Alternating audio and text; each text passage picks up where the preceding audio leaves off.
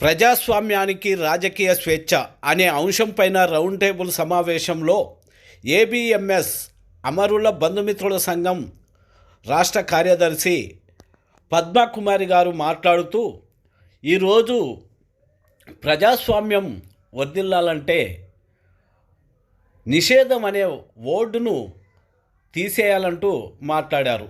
అదేవిధంగా ఆ నిషేధం యొక్క అడ్డం పెట్టుకొని ఆదివాసీ స్త్రీలపైన బలాత్కారాలు మానభంగాలు చేసి వాళ్ళను మావోయిస్టులుగా ముద్ర వేసి ఎలాంటి కేసు లేకుండా ఈ వ్యవస్థలోని పోలీసు వ్యవస్థ తప్పించుకుంటున్నది. కాబట్టి ఈ వ్యవస్థలో అసలు నిషేధం అనే మాటను తీసేయాలి. ఎవరు ఆదివాసీలపైన దాడులు చేసిన ఆదివాసీ చట్టాల ప్రకారం ఆ అధికారులను కానీ అక్కడ చేసే చర్యలను కానీ వెంటనే గవర్నమెంటు శిక్షించాలంటూ మాట్లాడారు. మొట్టమొదట పెట్టిన అంశం తీసుకుంటే మావోయిస్టు పార్టీ మీద నిషేధాన్ని ఎత్తివేయాలా, ఎత్తివేయద్దా, ఎత్తివేయడం ఇప్పుడు అవసరమా, ఒకవేళ ఆ ఎత్తివేయడం అనేది ఇక్కడి రాష్ట్ర పరిధిలో ఉందా, ఇట్లాంటి చాలా మాట్లాడుకోవడానికి ఇప్పుడు ఒక అవకాశం వచ్చింది, లేదా మాట్లాడుకునే ఒక సందర్భం వచ్చింది. కానీ బంధుమిత్రుల సంఘం ఏర్పడక ముందు ఎప్పుడైతే విప్లవోద్యమం సాయుధ పోరాటాన్ని మొదలుపెట్టిందో అప్పటి నుండి కూడా ఈ నిషేధాలు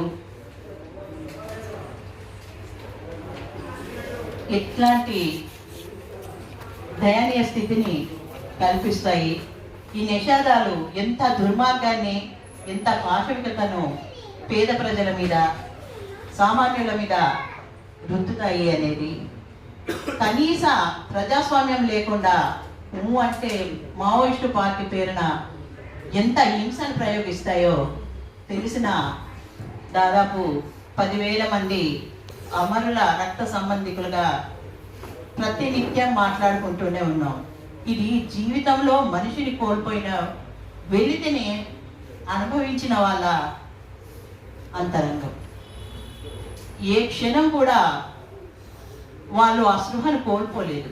వాళ్ళు ఎంత హింసను అనుభవించారో, వాళ్ళ కూలిపోయిన ఇల్లు, శిథిలమైన వాళ్ళ జీవితాలు, అట్లాగే చిందరవందరైపోయిన బతుకులు నిత్యం వాటిని గుర్తు చేస్తూనే ఉంటాయి. మాట్లాడుకునే అవకాశాలు కూడా చాలా తక్కువే. కాబట్టి ఒక్క అమరుల రక్త సంబంధికులకే ఈ నిషేధం ఖచ్చితంగా అవసరమా? మావోయిస్టు పార్టీలో పనిచేస్తున్న వ్యక్తుల కుటుంబాలకు మాత్రమే ఈ నిషేధాన్ని ఖచ్చితంగా ఎత్తివేయాలని అడగాల్సిన అవసరం ఉందా, లేదా ఆ ఉద్యమ ప్రాంతాల్లో ఉన్న ప్రజలకు మాత్రమే ఈ అవసరం ఉందా అనేది బుద్ధిజీవులుగా ఆలోచించాల్సిన అవసరం ఉంది. ఒక సందర్భం అంటూ వస్తే, మాట్లాడే అవకాశం అంటూ ఉంటే ఖచ్చితంగా ప్రజాస్వామ్యం అనే పదాన్ని మనము ఉచ్చరించాలి. అంటే అది ఖచ్చితంగా ఈ మావోయిస్టు పార్టీ మీద నిషేధాన్ని ఎత్తివేయడంతోనే మొదలు పెట్టాలి. ఎందుకంటే మావోయిస్టు పార్టీ పేరున ఎంత హింస కొనసాగుతుందో అదంతా కూడా అశేష ప్రజానికం మీద, బడుగు జీవుల మీద, పీడిత ప్రజల మీద కొనసాగుతున్న హింస. దాన్ని మాట్లాడాల్సింది మేధావులు, బుద్ధిజీవులు, మనలాంటి వాళ్ళు, ప్రజా సంఘం.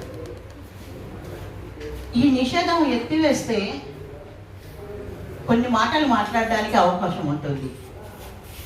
ఒక్కసారి నిషేధాన్ని ఎత్తివేసి ఆ నిషేధం ఉన్న సందర్భంలో మీకు ఏమి జరిగిందని ఆదివాసులను అడగండి. ఒక్కసారి నిషేధాన్ని ఎత్తివేసి మీ పైన ఎన్ని అత్యాచారాలు జరిగాయని ఒక్కసారి అడగండి. ఒక్కసారి ఆ ఉద్యమ ప్రాంతాలలో వెళ్ళి మీరు మీకోసం, మీ హక్కుల కోసం మాట్లాడుతున్నందుకు ఎంత హింసను అనుభవించారని అడగండి. ఒక వాకపల్లికి వెళ్ళండి, ఒక బల్లుగూడకు వెళ్ళండి. శవాలను తీసుకురావడానికి మేము వెళ్ళినప్పుడు మాకు అనేక మంది సపోర్ట్ ఇచ్చారు. శంకరన్ గారు కావచ్చు, మిగతా ఇక్కడుండే మేధావులు కానీ చాలామంది, ఒక్కరు ఇద్దరు కాదు, అసలు ఎంతమంది ఒక మద్దతు ఇస్తే మేము బయటికి వెళ్ళగలిగాము. కానీ అక్కడికి వెళ్ళాక ఒక బల్లుగూడలో కూర్చొని మేము ఏమి జరిగింది అంటే, అప్పుడు కాదు, నేను ఆ అత్యాచారం జరిగిన సంఘటన కాదు, అప్పుడు చాలా మంది మాట్లాడారు. మొత్తము ఎంత మద్దతు వాళ్ళకు వచ్చింది, ఏం జరిగిందనే తర్వాత. కానీ తర్వాత 15 సంవత్సరాలు 16 సంవత్సరాల తర్వాత మేము వెళ్ళినప్పుడు అత్యాచారం జరిగిన నాటికంటే కూడా హింసను ఆ ఊరు, ఆ ప్రాంతము, ఆ మండల కేంద్రాల్లో ఉండే ప్రజలు అనుభవించారు. వాళ్ళు మేము స్వేచ్ఛగా బతకాలంటే, మా పిల్లలు చదువుకోవాలంటే, మేము మా ఊరి నుండి పక్క ఊరికి వెళ్ళాలంటే, కనీసం మేము పలానా ఊరు వాళ్ళమని ధైర్యంగా చెప్పుకోవాలంటే పార్టీ పైన నిషేధం వెళ్ళాలి, ఉండకూడదు. ఇది మా డిమాండ్.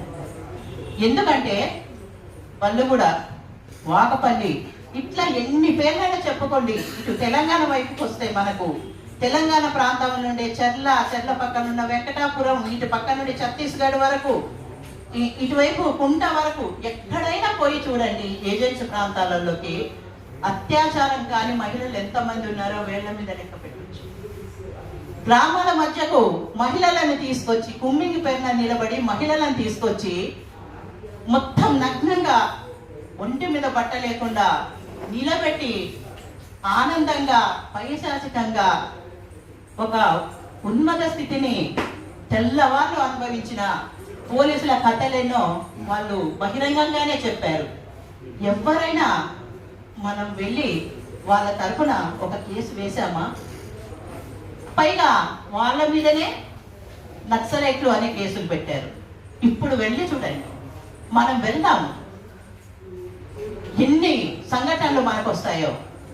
ఈ పేరున ఈ నిషేధం ఉండడం, ఈ నిషేధాన్ని కేవలం మావోయిస్టులను చంపడం కోసమో, ఆ రాజకీయాలను చంపేయడం కోసమో, ఆ రాజకీయాలతో మాట్లాడుతున్న కొద్ది మందిని అణచివేయడం కోసమో కాదు. ఈ దేశంలో ఉన్న ఖనిజ సంపదను, ఈ దేశంలో ఉన్న అనేక వనరులను కావాలి అంటే ఆదివాసులను చంపేయాలి, లేదా ఆ చుట్టుపక్కల ఉండే పల్లె ప్రజల్ని చంపివేయాలి. యురేనియం కావాలంటే అక్కడి గ్రామాలని నాశనం చేయాలి. ఇవన్నిటికీ కూడా మాట్లాడితే మావోయిస్టులు అంటారు, అర్బన్ మావోయిస్టులు అంటారు. లోపల ఆదివాసులు అయితే ఆదివాసులే మావోయిస్టులు, మావోయిస్టులు ఆదివాసులు. కాబట్టి ఈ నిషేధం ఎత్తివేయడము అనేదాన్ని ఈ రోజు కాదు, అనేక సంవత్సరాలుగా ఆ డిమాండ్ ఉంది, ఇప్పటికీ కొనసాగుతూనే ఉంది. ఈరోజు కనీస ప్రజాస్వామ్యం అంటూ మనం నిలబడి మాట్లాడుతున్నాము. కానీ నిర్బంధం మధ్యన శవాల కుప్పలు పడ్డ చోట కూడా, సిలింగేట్ లాంటి చోట, మిగతా చోట్ల సంవత్సరాల తరబడి పోరాటాలు కొనసాగుతున్నాయి. ఆ పోరాటాలకి మద్దతు తెలుపుతూ ఇప్పుడైనా మనము ఆ సంఘటనలు బయటికి రావాలి. వీటిపైన ఏం చెప్తారు మన తెలంగాణ ప్రాంతము, మన తెలంగాణలో ఉన్న చుట్టుపక్కల ఈ జరిగిన అత్యాచారాల కోసం కూడా నేను ఇప్పుడు మాట్లాడను.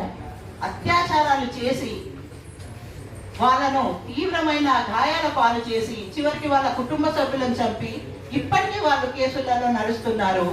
ఆ కేసులను ఎత్తివేయించడం కోసం మనం ఏం చేయగలము బుద్ధిజీవులుగా?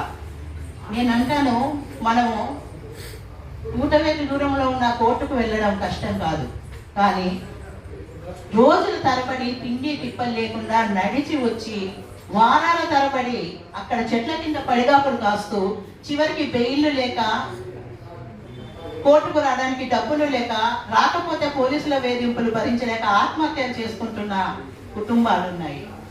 జైళ్ళలో చనిపోతే, ఆదివాసులు చనిపోతే వాళ్ళ కొన్ని కుటుంబాలు రావట్లేదు తీసుకెళ్ళడానికి, ఎందుకంటే వస్తే మళ్ళీ కేసులు పెడతారు. ఇట్లాంటి చాలా సంఘటనలు ఉన్నాయి. ఈ సంఘటనలన్నీ కూడా అనేక కేసులు మనం గనక ఇప్పుడు ఏమైనా కాస్త కదిలితే కనుక అనేక మంది మీద ఈ కేసులు పోవడానికి అవకాశాలు ఉన్నాయి. ఏమైనా లాయర్ల టీము కొద్దిమంది మేధావులు కలిసి అనుకొని కదిలితే చాలా కేసులు తొందరగా పోయే అవకాశం ఉంది. ఇదేమైనా మనము అప్పీల్ చేయగలమా? అట్లా చేస్తే కనుక ఈ జైళ్లలో మగ్గుతున్న వేలాది మంది బయటకు వచ్చే అవకాశం ఉంది. మన తెలంగాణ ప్రాంతంలో ఉన్న చాలా గ్రామాల నుండి అవతల వైపు ఛత్తీస్గఢ్లో తీసుకుపోయి పడేశారు. రకరకాల జైళ్లలో ఉన్నారు వాళ్ళు, అనేక జైళ్లలో. వాళ్ళంతా బయటకు వస్తే వాళ్ళ కుటుంబాలు కనీసం వాళ్ళని చూసుకోగలుగుతారు. ఇది మనం ఏమైనా చేయగలమా? ఒకసారి ఆలోచిస్తే ఈ నిషేధము, ఈ అక్రమ కేసులు, ఈ అక్రమ అరెస్టులు, వీటన్నిటినీ మనం మాట్లాడడానికి అవకాశం ఉంటుంది. ముఖ్యంగా బంధుమిత్రుల సంఘానికి అయితే అది ఎంత జీవన్మరణ సమస్య అంటే నిషేధం ఉంటుంది, శవాన్ని తెచ్చుకోవాలి. రాజ్యాంగంలో హక్కు ఉంది పిల్లల్ని తెచ్చుకోవడానికి, కానీ నిషేధం పేరిట తీవ్రమైన నిర్బంధము, అరెస్టులు,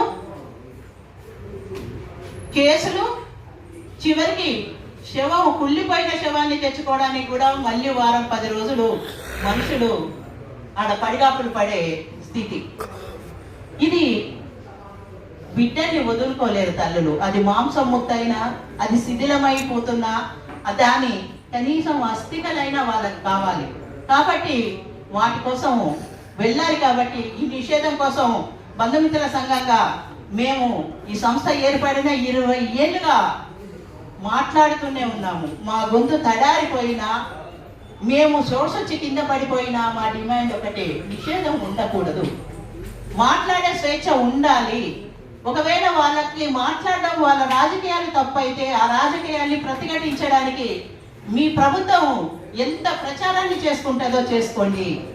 ఎంత కేసులు పెట్టి వాళ్ళతో మీరు ఏమి చేయగలరో, వాళ్ళను ఎట్లా మీరు మీ రాజకీయాల వైపు లేదా మీ చట్టంలో ఉన్న లొసుగుల్ని కూడా వాళ్ళని కన్విన్స్ చేయగలరో చేయించండి.